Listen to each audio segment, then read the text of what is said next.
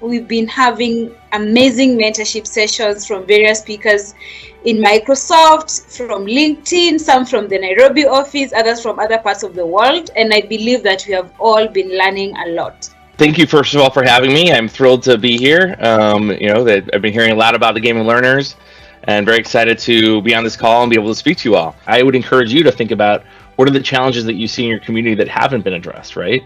And figure out, is there a way that technology can take that first step into addressing it? I try my best to be an expert in what it is I'm about to step on stage and talk to you about, or what I'm going to go talk to our customers about. And it's okay not to know, right? I think it's okay not to know. Find your passion.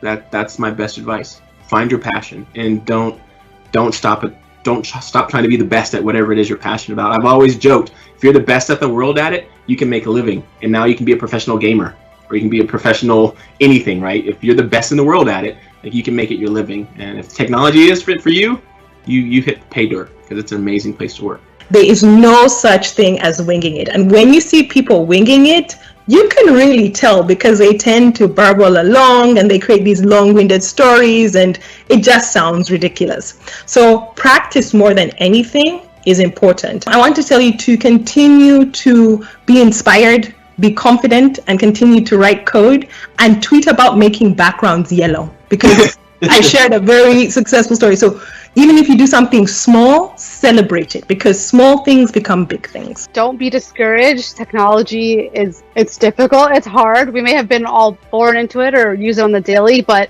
it's difficult concepts, and don't feel like if you're not natural at something right away that it's not for you. I've heard this so much from colleagues, and especially female colleagues, that are just like, oh, well, it's not my thing. Is it? Are you sure? Because, just because you don't get something initially doesn't mean that, you shouldn't keep trying if that's what you want to do, right? So definitely, if you're not, keep going, keep pushing forward if it's something you like, even if you don't feel like it comes naturally to you. And remember that, it's not the end all be all. It's the vehicle for figuring out your passion. So just keep trying out things. Don't put yourself in a box straight away. Figure out what you like, and it's okay to move and shift gears. Like, I've seen people who start out in sales and become technology-focused people. I've seen programmers turn out and be business people. You're constantly evolving, constantly learning, so don't forget about the love of learning above all else. The process is not that easy. There are a lot of stages and a lot of questions you really have to study. Learning never stops. No matter where you go, new things come. You have to really learn new things for you to be able to adapt. So learning never stops, and you should never stop learning. It doesn't have to be for an interview or for a job, even for your own personal good. Technology changes all the time. So yes, you might be a pro in something today and it's obsolete tomorrow. So you should be flexible enough to adapt and change when it comes to technological changes. Even if you think you're the best guru, trust me, if you're not open to learn from other people, you'll never get anywhere. Find that overlap of skills. So for example, you may not need to go in depth into writing code, but I would really encourage how to write code. It's fun, it's simple, it changes your mindset. It's really amazing. You really need to be good at the fundamentals. And sometimes you may have to pick one thing and run with it for a while so that you become good, and then you can pick something else, right? But you really need to be good at your fundamentals. If you're constantly showing passion for what you do, people will discover you and they'll pick you up and put you in places where you need to be. So just be consistent in whatever you're doing and network intelligently. Have the technical depth from a point of understanding, and then be able to correlate this technical depth to feed your skill set and practice it, and then from there add the soft skills, and then from then on you can choose the path that you want to take. So even when I went to campus, that is in 2012, I was already interested in programming and things like that. And in campus is actually where I had my most growth as far as software engineering is concerned. There's no best time to start. If you get an opportunity for internship, I think, because that's the only way you can get ready for the job market.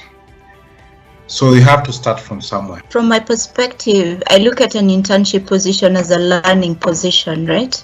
So you may not feel ready to step into the industry to work on a particular solution, but interns basically are understood to be new entries into the organization, and there's usually support, a lot of support that is given to them.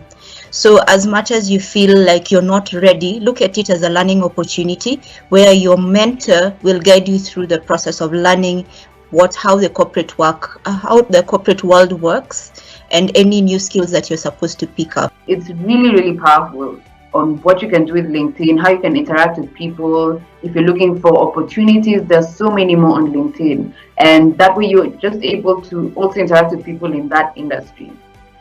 There are also a lot of professional groups within LinkedIn, so it's good to join those ones. You'll get a lot of what's new, what's coming up. For example, if you're in Microsoft, you look at what are competitors doing, what are they coming up with, and that way you just learn more about the industry and what you need to do. The profile photo is so important because it means that it's the first thing that an employer will see of you on your LinkedIn.com page. Now, your profile picture should really represent you and who you are. So when I look at that picture, I want to be able to tell, who is that person? So make sure that the photo represents you. The second thing is around your industry.